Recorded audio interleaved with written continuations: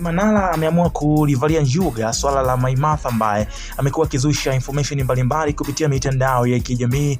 Of course tumeweza kushuhudia issue kama ya Diamond Platnumz na Zuchu, ambapo tuliona bana mama Khadija Kopa ambaye ni mama mzazi wa msanii kutokea Tanzania na mzungumzia Zuchu, alikuja kwa kasi sana na kuweza kumtupia moja ya maneno mazito, akamwambia kwamba kama kunaonekana kuna issue ambayo Wasafi imekuwa ikiendelea, wako tayari kuweza kumuondoa Zuchu katika lebo hiyo ili aweze kuendelea na harakati zingine ambazo atakuwa anazifanya akiwa free. Sasa leo tena imebuka mjadala mzito kuhusiana na Zaiylissa, lakini pia inamhusisha Haji Manara, ambapo Maimartha yeye alizusha kwamba bana Haji na Zaiylissa siku ya usiku wa harusi ya Stephanie Azizi kina Hamisa Mobeto, inasemekana kwamba Zaiylissa bana hakuweza kurudi nyumbani kwa Haji na aliruka moja kwa moja mpaka kwa Dula Makabila. Sasa hicho kitendo kiliweza kufikia wahusika na walichukua hatua, hawakupendezwa kabisa na hiyo information ambayo ilikuwa imetolewa. Sasa Haji Manara ameandika kupitia ukurasa wake wa Instagram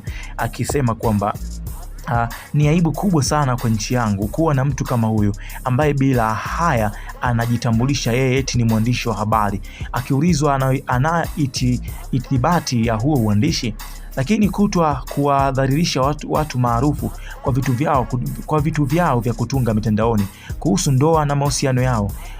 Hajali brand zao wala hafikiri reputation zao. Watu hao hajali kama hao wanafanyia hivyo wanafamilia na wanaaminika hata na makampuni makubwa yanayofanyia kazi.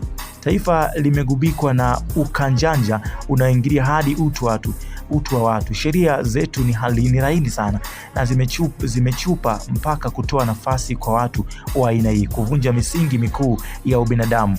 Dada yangu Mariamu Migomba, usijali, natoa fundisho kwake na nina hakika nitamwachisha rasmi kazi ya kuchafua image za watu kila siku. Bila shaka anapajua wapi anapaswa kwenda kuthibitisha uchafu wake. Yes, kwangu itakuwa ni faraja pia kwa watu wote wanaozushiwa kila uchao. Ni kweli ukiwa maarufu kuandamwa ni kitu cha kawaida, ila lazima kuwe na mipaka na evidence. Wote mnaozihakiwa tulieni, kashajia huyu kwenye mfumo wa 442 wanasema kayavaga aweso bana.